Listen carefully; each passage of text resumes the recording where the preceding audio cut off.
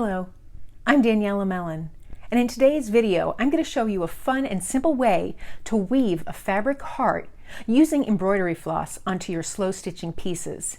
Now, it's not a full project, it's just making that woven heart, but it's a fun way of adding a theme of a heart or love to your projects.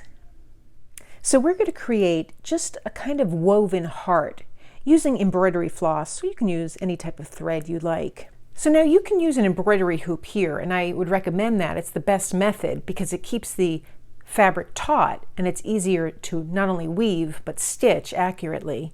But I'm not going to use that today, mainly because the hoop is so large and I really prefer just the feel of soft fabric in my hands. But you can use whatever method you like. I'm going to attach my heart to this little piece of quilt that I have that I cut up. And I want to make this easier. Now, this is just an optional step. You don't have to do this. But I'm going to take this fabric and I'm going to use this as my heart for the background. I kind of like that look. So I'll just roughly sketch out the largest size I want my heart to be. And I can choose where on the fabric I want that heart to be as well, because this fabric has all these different patterns. So I know I roughly have to fit that heart within that size. So I just like to sketch a half of a heart. I only sketch half the heart because I find it very difficult to get it symmetrical. If you don't mind it asymmetrical, then sketch it all out. But I just fold my fabric in half and then I can cut my heart. And then when it's done, I have a symmetrical heart, and I also have a piece of fabric that I can use the negative image as well. I'm going to set the fabric aside for now, and I have my heart here so that I can weave. Now my marker is erasable ink with heat, so I can use the heart with any formation that I want with the line showing, but I just flip it over anyway.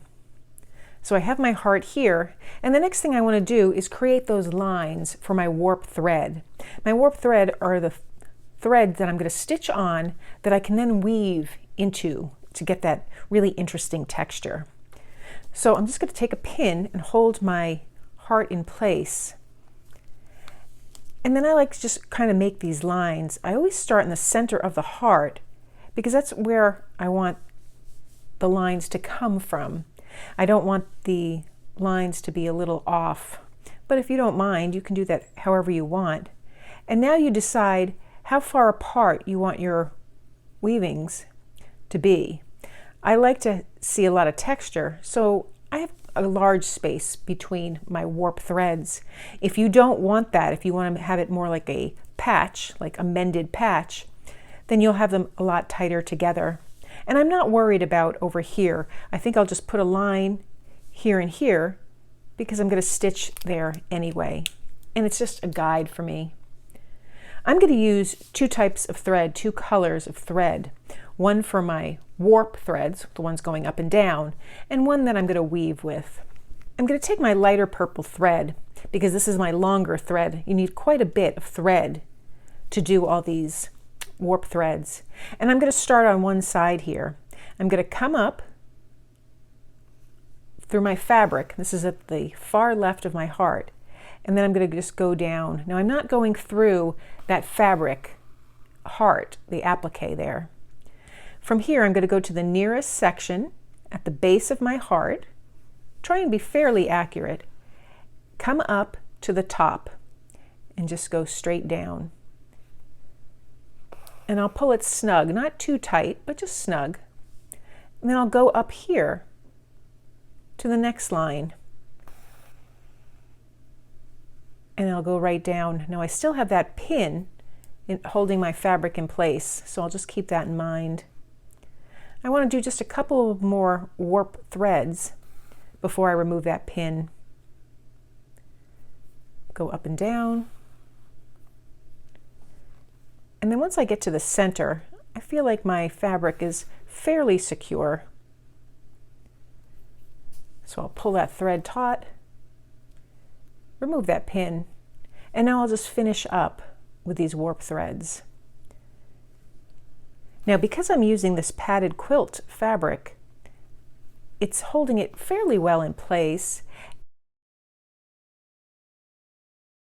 And my fabric isn't collapsing on itself.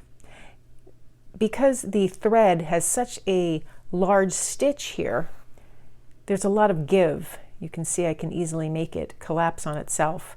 And that's one of the reasons why the embroidery hoop is so beneficial. So that might be something to consider if you want a little more stability, is to use that embroidery hoop. You'll just need enough fabric to go around the embroidery hoop, and you'll have to cut it down to size when you have the final size piece that you want. Now once I have all my warp threads in place, I'll just flip it over, go to the nearest stitch, and make a couple of knots, like a double knot or so. And this holds it in place fairly well. And then I'll snip it. Now you can see it's already starting to buckle a little bit, but I don't mind that. And then I just work it through. Now you could use your iron and remove your ink marks at this point if you want, but I'm just going to go with it and remove them all at the end. So now I want my threads, my weft threads, to go around. And normally when you do the weaving, you'll come to the end, hook around, and go through. But because I want to really emphasize this shape, I'm going to stitch down. I'm going to turn my piece to the side and make those lines where I want my threads to go, just as a guide for me. You don't have to do this. You can totally eyeball it. I just like to do this. I think it's helpful. So I make just rough grids from one side of the heart to the other. And I'll flip it around and do the same thing on this side.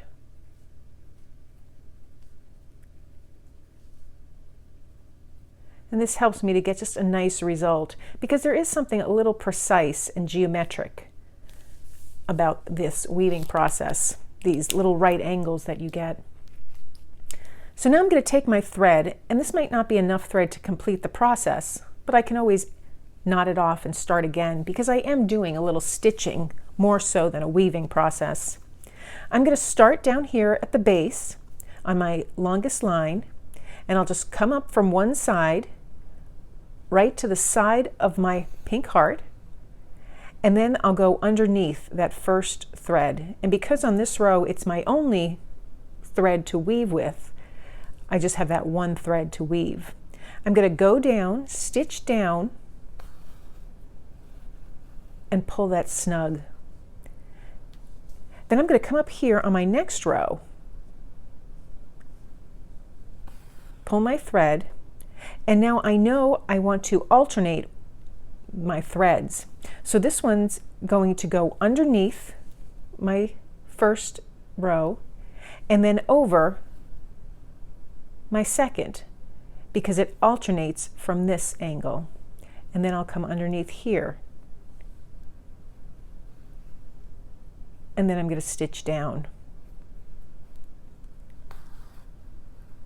I'm going to go up to the next row.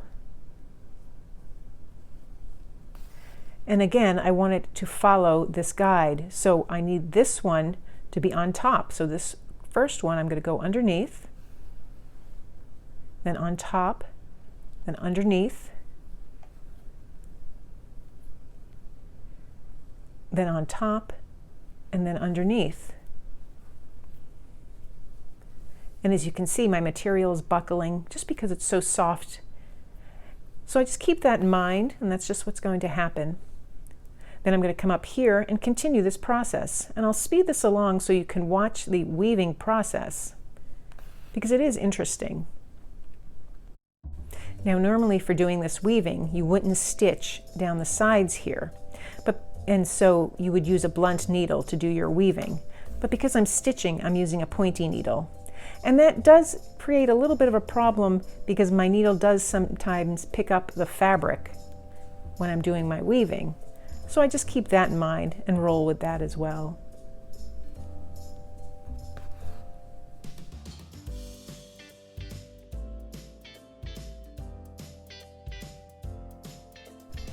Now for my last row, I'm actually going to turn it into 2 rows because of this little space here in between the heart. So I'll just come up here, again, continue my weaving, and then when I get to the top of that row, I'll stitch down, I'll come up on this side and finish. So I go underneath, over, and underneath.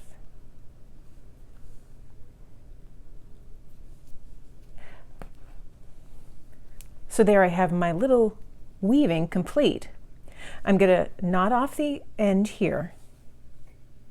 Now you could stop right here and just use this woven heart in your stitching as it is.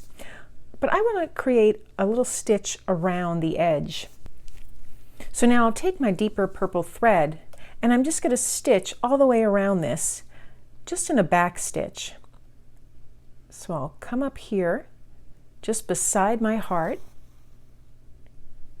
stitch down, and I'll continue to stitch all the way around, just going beside the heart here. You can make these stitches whatever length you want.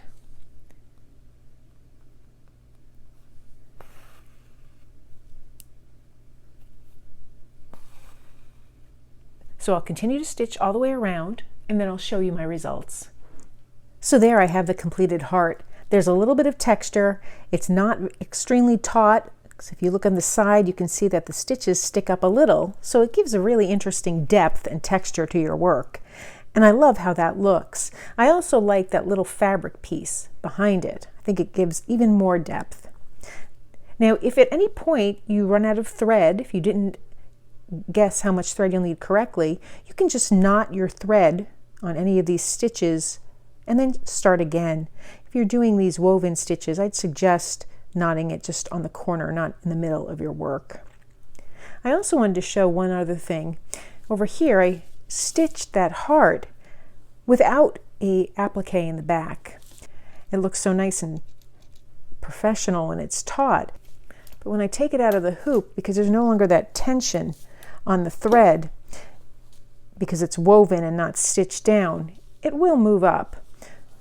So just keep that in mind when you're using that for your work. You can always stitch it down if you choose, or you can just tack your fabric piece to your base piece of fabric as well, and that will hold it in place. It's not going to unravel, but it just will be a little loose.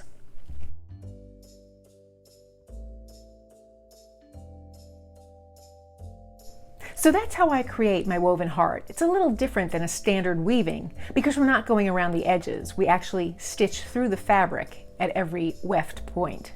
Now you can get different looks by changing the colors of your embroidery floss. I hope you found this useful, and if you did, give the video a thumbs up. Thanks for joining me.